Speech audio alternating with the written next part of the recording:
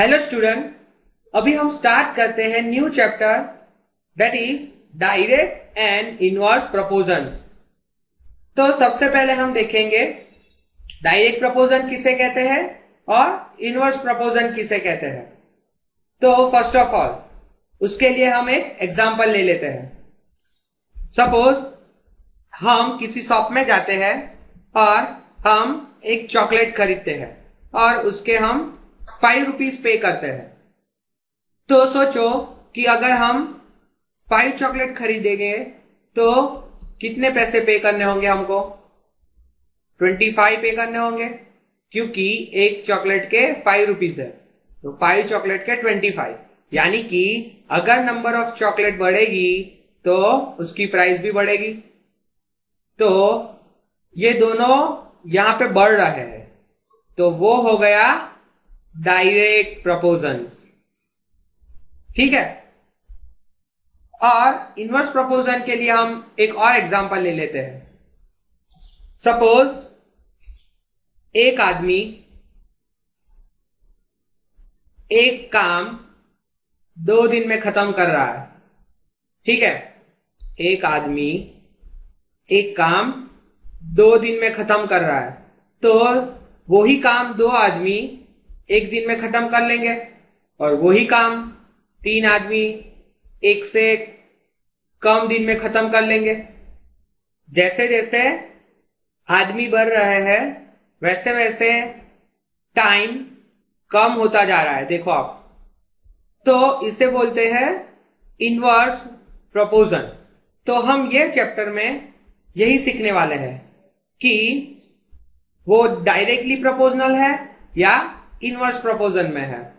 तो हम स्टार्ट करेंगे हमारा new chapter direct and inverse proportion. तो हम सबसे पहले डायरेक्ट प्रपोजन देखेंगे। तो उसके लिए हम एक पहले छोटा सा एग्जांपल ले लेते हैं कि सपोज 1 किलो शुगर 18 रुपीस में आती है, तो 3 किलो शुगर कितने में आएगी?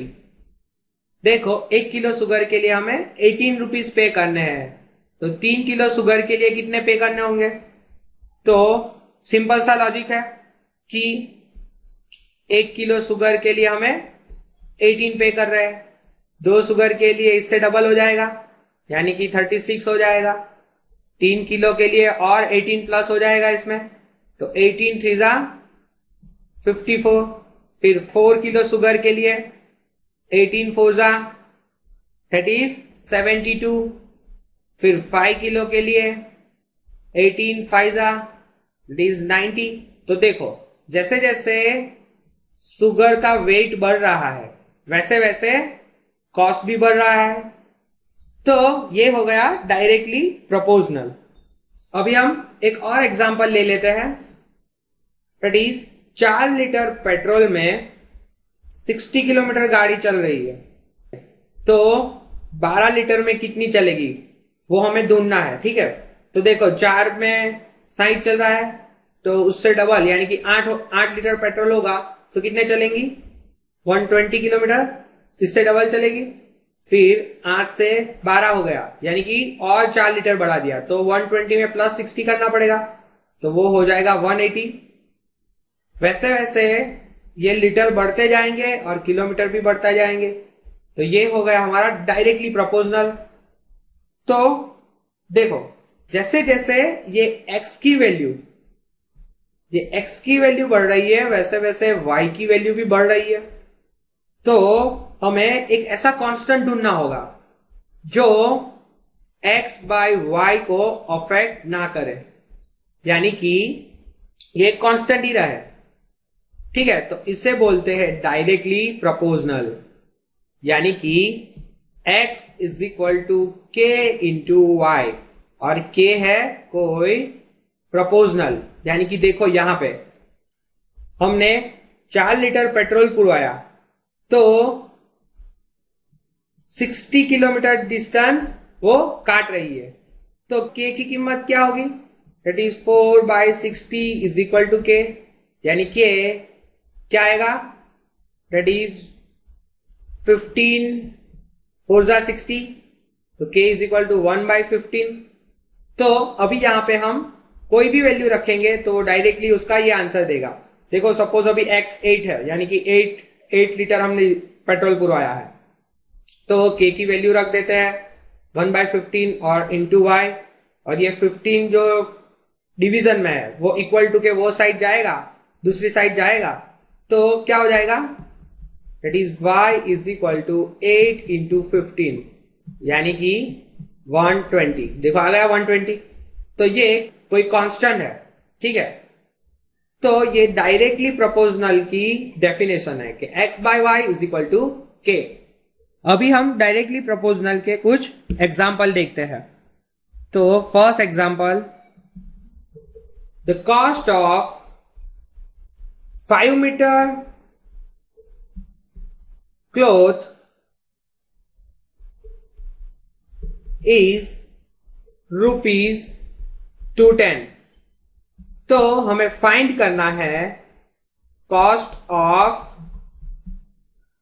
2, 4, 10 एंड 30 मीटर क्लॉथ, यानी कि हमें 5 मीटर क्लॉथ का कॉस्ट दिया हुआ है 210 रुपीज।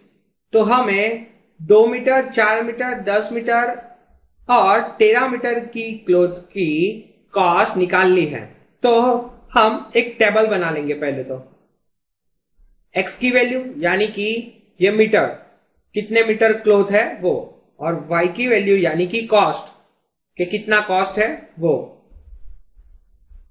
तो हम लिख देते हैं क्लॉथ इन मीटर और ये कॉस्ट है रुपीज में। तो हम स्टार्ट करते हैं, पहले तो 2 आएगा, फिर 4, फिर ये 5 मीटर, फिर ये 10 मीटर और लास्ट में 13 मीटर। अभी हमें 5 मीटर क्लॉथ की कॉस्ट पता है 210, तो हमें इसकी वैल्यू फाइंड करनी है। ये y1 है हमारा, ये x1 है, तो ये हो जाएगा y2, ये हो जाएगा y3, ये हो जाएगा y4 और ये हो जाएगा y5। तो अभी हमने सीखा कि डायरेक्टली प्रोपोर्शनल की डेफिनेशन क्या है। तो हम इसको x1 y1 बोल देते हैं और ये हो जाएगा हमारा x2 y2। तो यहां पे आंसर क्या आएगा, that is 5/210 equal to 2/y2। तो अभी हमें यहां से y2 को फाइंड करना है। तो y2 क्या आएगा, y2 यहां से कहां जाएगा, ऊपर, और ये 5 नीचे आ जाएगा यहां पे। तो y2 इक्वल टू क्या होगा, दैट इज 2 डिवाइड बाय ये 5 नीचे आ गया, और यहां पे जो नीचे 210 था वो यहां पे मल्टीप्लाई में चला गया, क्रॉस मल्टीप्लीकेशन हुआ। ये y2 इधर, 5 नीचे, ये 210 इधर। तो y2 इक्वल टू क्या आएगा, 210 इंटू 2 यानी कि 420 और 420 डिवाइड बाय 5 यानी कि 8 5 जा 40, 42 माइनस 40 यानी कि 2, और ये 0 नीचे, 5 4 जा 20, 20 माइनस 20 यानी कि 0। तो आंसर आया 84, यानी कि 2 मीटर क्लॉथ की कॉस्ट कितनी होगी, 84 होगी। तो हम इसे मिटा के यहां पे 84 लिख देते हैं। अभी हम नेक्स्ट 4 मीटर की कॉस्ट ढूंढेंगे, कितनी है वो यहां पे, यानी कि y3 ढूंढना है हमें। अभी y3 के लिए हम कोई भी ले सकते हैं, 5/210 या फिर 2/84, कुछ भी ले सकते हैं। हम लेते हैं x2/y2 इक्वल टू x3/y3। हम यहां पे x1/y1 इक्वल टू x3/y3 भी ले सकते हैं, आंसर सेम ही आएगा क्योंकि k हमारा कांस्टेंट ही रहने वाला है। तो हम यहां पे इसकी वैल्यू पुट कर देते हैं, x2 की वैल्यू क्या है 2, y2 की वैल्यू है 84, तो 2/84 इक्वल टू क्या आएगा 4/y3।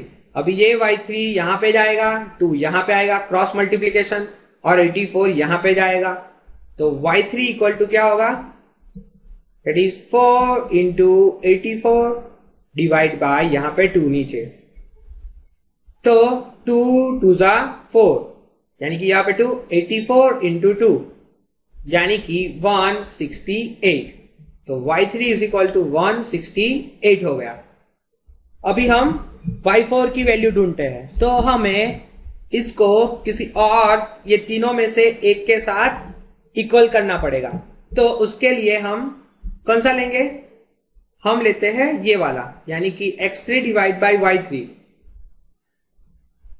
यानी कि हमारा इक्वेशन हो जाएगा x3 divide by y3 equal to x4 divide by y4, तो ये बन जाएगा 4/168 इक्वल टू 10/y4। तो ये y4 क्रॉस मल्टीप्लीकेशन होगा, यानी कि y4 इधर जाएगा, 4 यहां पे आ जाएगा, और 168 यहां पे मल्टीप्लाई होगा, तो y4 की वैल्यू क्या होगी, 10 मल्टीप्लाई 168 डिवाइड बाय 4। अभी यहां पे 2 2 जा 4 और 5 2 जा 10, और 168 को 2 से डिवाइड करके कितना आएगा 84, यानी कि 84 इंटू 5, 84 इंटू 5 यानी कि 420। तो ये हो गया हमारा आंसर y4 का। वैसे ही हम y5 ढूंढेंगे। y5 को ढूंढने के लिए हम उसको ये y4 से इक्वल करेंगे, यानी कि x4 divide by y4 equal to x5 divide by y5। तो x4 की वैल्यू है 10, y4 की वैल्यू है 420, x5 की वैल्यू है 13 और हमें y5 ढूंढना है। तो y5 क्रॉस मल्टीप्लीकेशन होगा तो वो इधर जाएगा, 10 यहां पे आएगा और 420 इधर मल्टीप्लाई होगा, तो y5 equal to 13 into 420 divide by 10, क्योंकि ये 10 नीचे आ जाएगा, ये 10 कैंसल आउट 0 से होगा, 0 0 कैंसल, ठीक है। तो 13 इंटू 42, 13 इंटू 42 कितने आते हैं, तो वो हम यहाँ पे फाइंड करते हैं, 0, 2 1 जा 2, 4 1 जा 4, 3 2 जा 6, 4 3 जा 12, 0 प्लस 6 यानी कि 6, 2 प्लस 2 यानी कि 4, 4 प्लस 1 यानी कि 5, यानी कि आंसर आया 546, यानी कि 13 मीटर क्लॉथ की कॉस्ट होगी 546 रुपीज।